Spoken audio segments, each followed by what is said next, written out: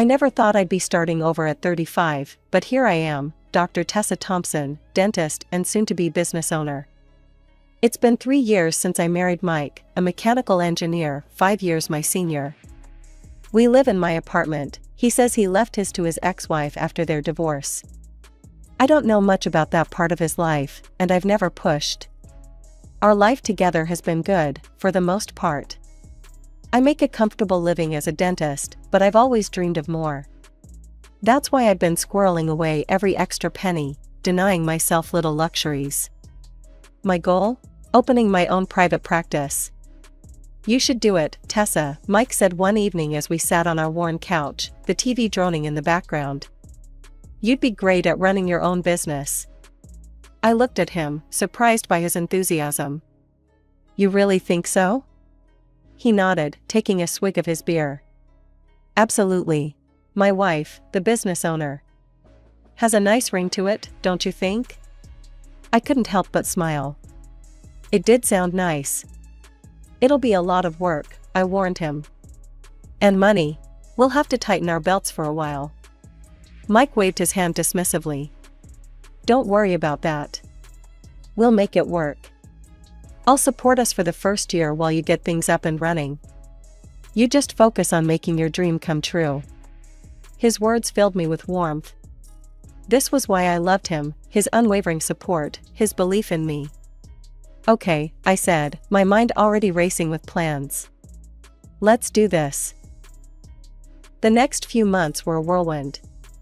I quit my job at the clinic, throwing myself headfirst into preparations. There was so much to do, getting licenses, finding the right location, renovations, equipment. Every day brought new challenges, new decisions to make. Finally, after what felt like a lifetime of preparation, my office was ready. I stood in the doorway, taking in the gleaming equipment, the fresh paint smell, the neatly arranged waiting area. This was mine. All mine. As I locked up that first night, a mix of excitement and terror churned in my stomach. Tomorrow, I'd open my doors to my first patients. I was on my own now, sink or swim. The first few months of running my own dental practice were a whirlwind. I worked 7 days a week, from dawn till dusk, barely stopping to eat or sleep. My office became my second home, scratch that, my first home. I saw more of my dental chair than I did of my own bed. Dr. Thompson, your next patient is ready, my receptionist, Lisa, would say, poking her head into my office. I'd nod, gulping down the last of my cold coffee. Thanks, Lisa. Send them in. And so it went, day after day. Fillings, crowns, root canals, I did it all. When I wasn't with patients, I was buried in paperwork, learning the ins and outs of running a business. It was exhausting, but exhilarating too. This was my dream, after all. Mike and I became like ships passing in the night. When I left for work, he was still asleep. When I got home, he was already in bed. We communicated through hastily scribbled notes and brief text messages. How's work? I texted one day, during a rare quiet moment. Fine, came the reply, hours later. I frowned at my phone. That was it? Just fine? But before I could dwell on it, Lisa was calling me for another patient, and thoughts of Mike were pushed to the back of my mind. Weeks turned into months. I was so focused on my practice that I barely noticed the changing seasons. Spring became summer, summer faded into fall. I was making progress, slowly but surely. My patient list was growing, and I was starting to see some regulars. You're doing great, Dr. Thompson, Mr. Johnson, one of my first patients, said during a checkup. This place is really coming along. I beamed at him. Thank you, Mr. Johnson. That means a lot. But for every high, there was a low. The stress was constant, the pressure immense. There were nights I'd come home and cry, wondering if I'd made a terrible mistake. But then I'd think of how far I'd come, how much I'd invested, and I'd pull myself together. I couldn't give up now. One particularly grueling day, I stumbled home well past midnight. The apartment was dark and quiet. I kicked off my shoes and collapsed onto the couch, too tired to make it to the bedroom. That's when my phone rang. I groaned, fumbling for it in the dark. Who could be calling at this hour? Tessa, is that you? It was Mike's mother, Ellen, her voice tight with worry. I sat up, suddenly alert. Yes, it's me. What's wrong? I've been trying to reach Mike all day, Ellen said. He's not answering his phone. I'm worried sick. There's been some kind of scandal at his work. My heart dropped. Scandal? What scandal? I'm sorry, I don't know anything about this, I said, my mind racing. I haven't really talked to Mike in a while. There was a pause on the other end of the line. Oh, Mike's mother said, her voice small. I see. Well, if you hear from him, please ask him to call me. Of course, I promised. I'll talk to him as soon as I can. After we hung up, I sat in the dark, my exhaustion forgotten. What was going on with Mike? How could there be a scandal at his work that I knew nothing about? I found Mike in our bedroom, sitting on the edge of the bed with his head in his hands. He looked up when I entered, his eyes red-rimmed and tired. We need to talk, I said, my voice sounding strangely calm, despite the turmoil inside me. Your mom called. She said there was some kind of scandal at your work. What's going on, Mike? He let out a long, shaky breath. I quit my job, Tessa. About a month ago. The words hit me like a physical blow. A month? You've been unemployed for a month and you didn't tell me? I didn't want to upset you, he said, his voice barely above a whisper. You've been so busy with the practice, I didn't want to add to your stress. I stood up, pacing the room as I tried to process this information. So what happened? Your mom mentioned a scandal. Mike ran a hand through his hair, a gesture I'd seen 1,000 times when he was uncomfortable. I had a fight with my boss. He was being unreasonable, demanding more and more overtime without compensation. I stood up to him, things got heated, and I walked out. My pride wouldn't let me stay. I wanted to yell, to shake him, to demand why he thought his pride was more important than our financial stability. But looking at him, slumped and defeated, I couldn't bring myself to do it. Instead, I sat back down beside him. What are you going to do now? I asked softly. Mike shrugged. I don't know. I think I might be suffering from burnout. I've been thinking about seeing a psychologist, maybe taking a short break from work to figure things out. Part of me wanted to scream that we couldn't afford a break, that I was already working myself to the bone trying to keep my new practice afloat. But I swallowed those words. Mike needed support, not criticism. Okay, I said, taking his hand. If that's what you need, we'll make it work. But Mike, you have to promise me something. No more secrets. I need to know what's going on in your life, good or bad. Okay? Mike nodded, squeezing my hand. Okay, I promise. I'm sorry, Tessa. I should have told you sooner. The next day, I called the clinic where I used to work and asked if they had any part-time positions available. It was a step backward, but we needed the extra income. As I hung up the phone, having secured the part-time position, I looked at Mike. He was on the couch, staring blankly at the TV. I got the job, I said. I start next week. He just nodded in response, as if it was something that was taken for granted. The next few months were a blur of exhaustion and stress. I'd wake up at dawn, see patients at my office until early afternoon, then rush to the clinic for my part-time shift. By the time I got home each night, I was dead on my feet.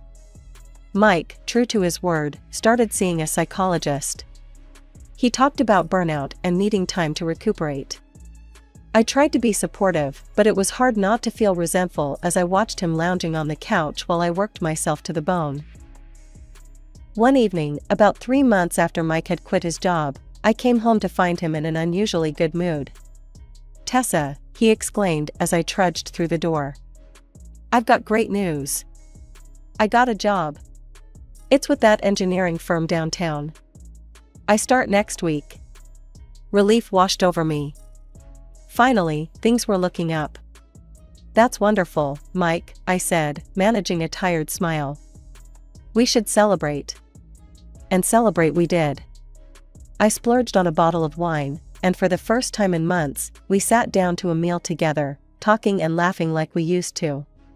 It felt good, like maybe we were getting back on track. But my relief was short-lived. A month into his new job, Mike came home fuming. I quit, he announced, throwing his briefcase onto the couch. I froze, the plate I was washing slipping from my hands and clattering into the sink. What? Why? The boss is a tyrant, Mike spat. He wants complete control over everything. I'm not some puppet he can order around. So what now? I asked when he finally paused for breath. He shrugged. I'll find something else. Something better. A job where they appreciate my skills and give me the freedom I deserve. I wanted to scream. To shake him and ask if he appreciated my skills, if he understood the freedom I'd given up to keep us afloat. But I didn't. I just nodded, turned back to the dishes, and tried to ignore the sinking feeling in my stomach. The weeks that followed were tense. Mike spent his days at home, supposedly job hunting, while I continued my grueling schedule. But more and more often, I'd come home to find him playing video games or watching TV. Any luck with the job search? I'd ask. Nothing suitable yet, he'd reply, not looking away from the screen. These companies just don't get it. I need something challenging, you know? With good pay and flexible hours. Then one day, Mike started talking about having children. Wouldn't it be great to have a little one running around? He said over breakfast. I could stay home and take care of the kid while you work. It's the perfect solution.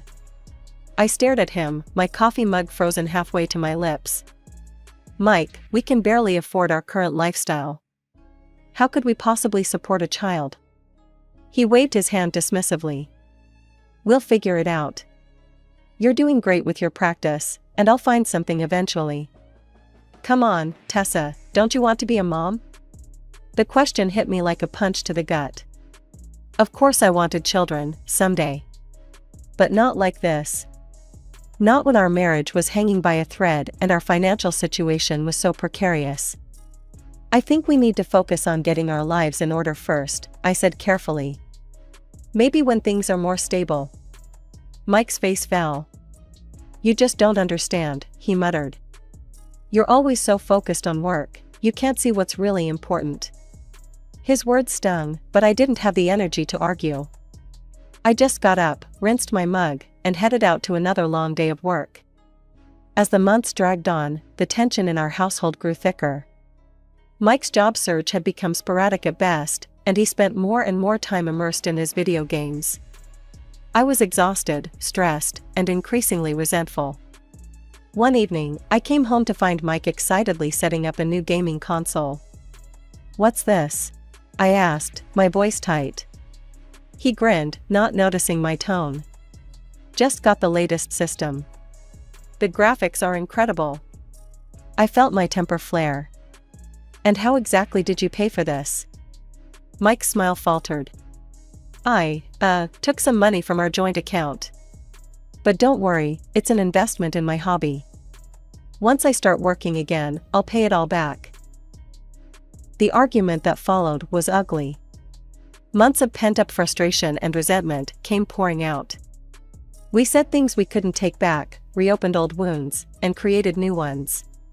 From that day on, I stopped putting money into our joint account. I paid the bills myself and bought groceries as needed. Mike was furious, accusing me of not respecting him and infringing on his rights. I'm the man of this house, he yelled during one particularly heated argument. I should be managing our finances. I laughed bitterly. What finances, Mike? The money I earned that you spend on games and beer? The atmosphere at home became unbearable. We barely spoke, and when we did, it usually ended in an argument. I threw myself into my work even more, using it as an escape from the disaster my personal life had become. Then came the day that changed everything. I was at home, catching up on some paperwork, when I overheard Mike on the phone with his parents. His voice drifted from the bedroom, animated in a way I hadn't heard in months. "Yeah, I need a new business suit for this job interview," he was saying. "It's a great opportunity, but I'm a little short on cash right now. Could you maybe help me out?" I felt a spark of hope. Was Mike finally taking his job search seriously? But as I listened, that hope quickly turned to ash. "Thanks, Mom. I really appreciate it. I'll pay you back as soon as I get the job." The call ended, and I waited, expecting Mike to come share the news about his interview. But he didn't. Instead, I heard the familiar sounds of him booting up his computer. Curious and increasingly suspicious, I quietly made my way to the bedroom door. What I saw made my blood run cold. Mike was online, not browsing job listings, but purchasing a new computer game and ordering a case of beer for delivery. I couldn't believe my eyes. He had just lied to his parents, begged them for money under false pretenses, and now he was spending it on alcohol and games? "What the hell do you think you're doing?" I demanded, pushing the door open. Mike jumped, guilt flashing across his face, before quickly being replaced by defiance. "It's none of your business. This is my money." "Your money?" I was incredulous. "You just lied to your parents to get that money. They think you're buying a suit for a job interview." The argument that followed was the worst we'd ever had. Finally, red-faced and shaking with anger, Mike grabbed a bag and started throwing clothes into it. "Where are you going?" I asked, my voice hoarse from yelling. "To my parents," he spat. "At least they support me." As the door slammed behind him, I sank to the floor, overwhelmed by a mix of anger, disappointment, and an odd sense of relief. For the first time in months, maybe years, I felt like I could breathe. Days passed since Mike stormed out, and the apartment felt eerily quiet without him. On the fourth day, as I was finishing up with a patient, my phone buzzed. Mike's name flashed on the screen. My heart raced as I answered. "Hey, Tessa." Mike's voice was cheerful, as if nothing had happened. "I'm in Miami with my parents. Mom's always wanted to come here, so we decided to make a weekend of it." I took a deep breath, trying to keep my voice steady. "And how exactly are you paying for this trip?" There was a brief pause before Mike answered, his tone slightly less jovial. "Well, I had to borrow a couple of your credit cards. But don't worry. I'll pay you back many times over once I start this new job." I felt sick. "You took my credit cards without asking me?" "Come on, don't be like that," Mike said, his voice taking on that wheedling tone I'd grown to hate. "It's just for the weekend. I'll bring you back a nice shell from the beach, okay? Have a good weekend, honey." Before I could respond, he had hung up. In that moment, something inside me snapped. With shaking hands, I opened my banking app and blocked all my credit cards. Next, I called a locksmith. Within an hour, he was at my apartment, changing the locks. My final stop that day was a lawyer's office. I'd found her online, Sandra Patel, specializing in divorce law. "I want to file for divorce," I said, the words coming out easier than I'd expected. Sandra nodded, her expression compassionate but professional. "I understand, Dr. Thompson. We'll start the process right away. Can you tell me a bit more about your situation?"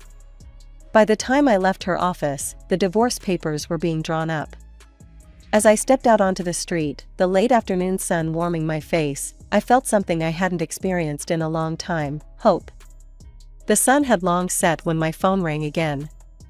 Mike's name flashed on the screen, and I braced myself as I answered. "Tessa? Thank God you picked up." Mike's voice was frantic. "Something's wrong with the credit cards. They're not working, and we can't pay for anything here. Mom and Dad are freaking out." I took a deep breath, steeling myself. "That's because I blocked them, Mike. I didn't give you permission to use my cards." There was stunned silence for a moment before Mike spoke again. "Look, I'm sorry, okay?" His tone shifted to pleading. We're already here on the coast. Can't you just unblock the cards? We'll sort everything out when we get back, I promise. I almost laughed at the familiarity of those empty promises. No, Mike. I'm done sorting things out for you. You've put me in impossible situations time and time again. Now you can figure this one out on your own. Tessa, please. He was begging now. You're putting me in such an awkward position. My parents are here, we have no way to pay, this is your problem too. No, Mike, I said firmly. This is your problem. You created it, now you solve it. Goodbye. The next day, I took a personal day from work. I spent the morning packing up Mike's belongings, trying not to get caught up in memories as I boxed up his clothes, books, and the various gadgets he'd accumulated over the years. Once everything was packed, I called a storage facility and arranged for his things to be kept there. A few days later, I was at work when my phone buzzed with a call from Mike. I stepped out of my office to take it. Tessa? I'm outside the apartment, but my key isn't working. Did you change the locks? He sounded incredulous. Yes, I did, I replied calmly. Mike, I've sent divorce papers to your parents' address. You should be receiving them soon.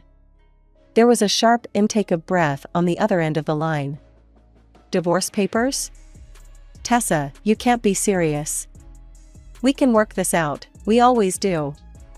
Not this time, I said, surprised at how steady my voice was. I packed up your things and sent them to a storage facility. I'll text you the details. Tessa, please, he begged. Let's start over. I'll change, I promise. Just give me one more chance. I closed my eyes, memories of all the last chances flashing through my mind. No, Mike. It's over. I hope you find what you're looking for, but it won't be with me.